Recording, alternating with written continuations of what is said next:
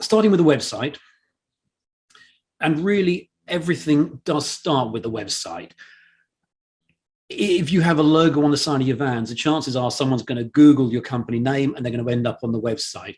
If they find you in a search engine, they're going to come to the website. If they see an advert, they're going to come to the website. Trade directories, they find you on one of the directories on Checkatrade or wherever, chances are they're going to have a look at what you're doing on the website.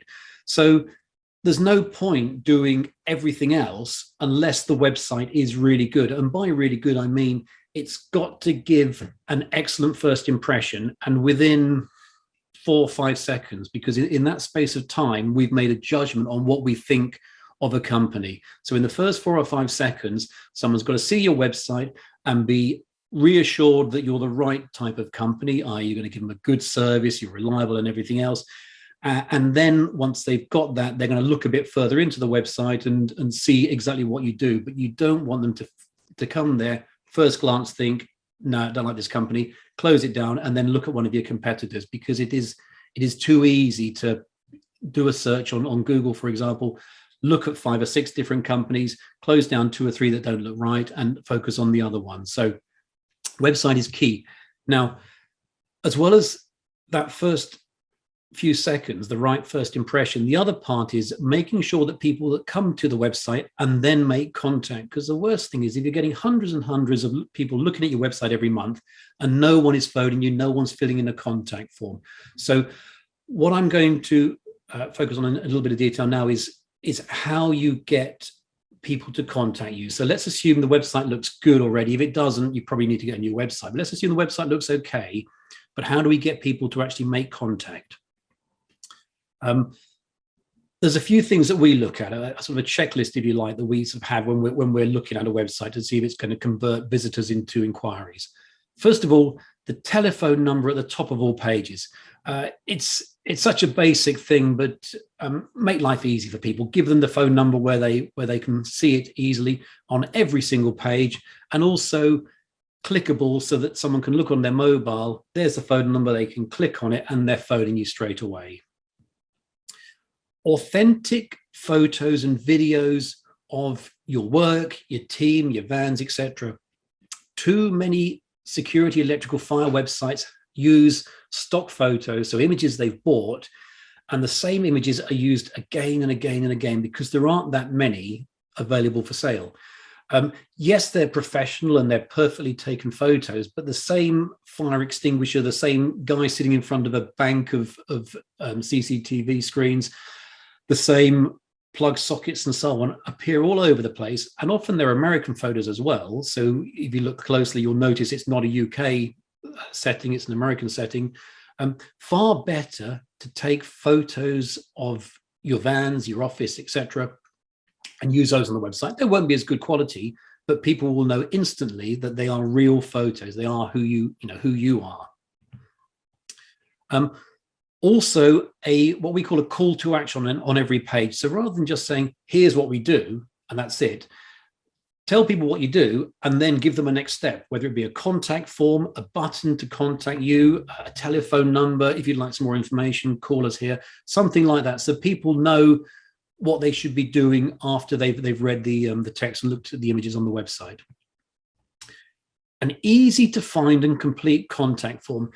Now, a lot of websites we look at will have a contact form with 7 or 8 different fields in that needs to be completed. So there'll be first name, there'll be last name, there'll be company, telephone, email, type of inquiry, location, message.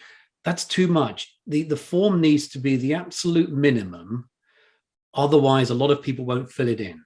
So ideally, name, email, phone, message. Nothing more than that. If they want to tell you some detail, they'll put it into the message. There's no point asking if they're domestic or commercial, asking what service they're interested in.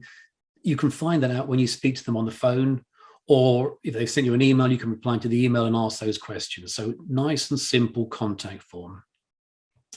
I think it's a given these days. A website's got to be mobile friendly. If you can't look at it on your phone easily and see everything and be able to read the words on it, it's not going to work very well at all, because I'd say for a typical electrical security company, probably about 1/3 of all website visits are going to be on a phone these days. And the last thing, fast loading. If it takes 10, 15 seconds for it to appear on your screen, people are going to go elsewhere. So I'm just going to use an example of one of our sites to sort of try and show you what all these things mean and how they all fit together. So it's a security company. So first of all, phone number at the top of the pages. Here we go. There's a telephone number. We've put the email there as well. We've put a link to Facebook because they post a lot of photos of work they've done on Facebook. So it's easy when someone reaches this page straight away. If all they want to do is get in touch, there's the phone, there's the email, nice and simple and straightforward. Second thing is authentic photos. So this company, there's their offices in the background. We couldn't get all the vans in. There were about another 4 or 5 off the side here, but we've shown vans here. It's a photo that's unique to that company. It's not a photo that we've bought from a professional photographer. It is a photo of that company. Someone looking at that knows straight away that this is who they are. Here's some of their vans. They've got a few vans. They're a reasonable size. They're probably a sort of reliable, trustworthy company. And within half a second of seeing that photo, we've got a message over about the company, and then someone can look further inside the website. On every single page, we've got call to action. So here we've got a button to make an inquiry. Down here, this is the electrical page.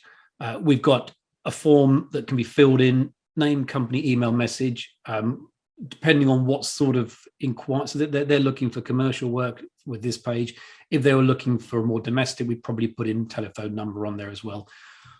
What's quite interesting, though, is when you don't put the telephone number in, a lot of people will actually write their phone number into the message. If they want to contact you, they'll put in, please call me on, whatever in there. Mobile friendly. So mobile, tablet.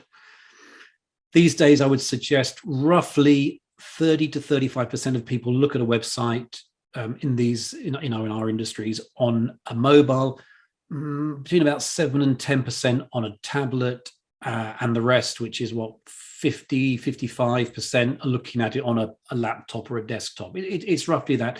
When you're doing more commercial work, you'll find more people look on laptops and desktops. When you're doing more domestic work, it's much more mobile and tablet. Last thing is fast loading.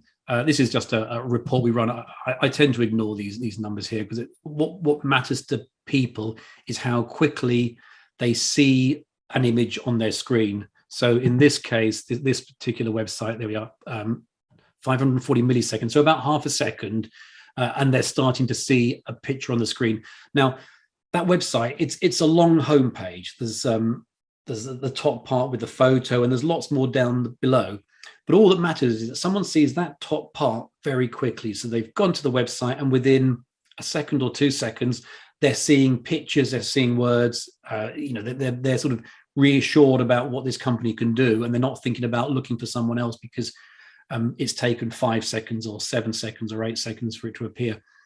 It does always seem a bit daft to me that we are talking a small number of seconds that people have patience for, but Google has done various research on it, and every extra second drops off 5, 6, 7% of people. So every second does count, and it also has an impact on search ranking because Google is looking at websites and ranking those that open quicker and are very fast to use higher than those that are slow, because it knows what people's patience is very, very short these days.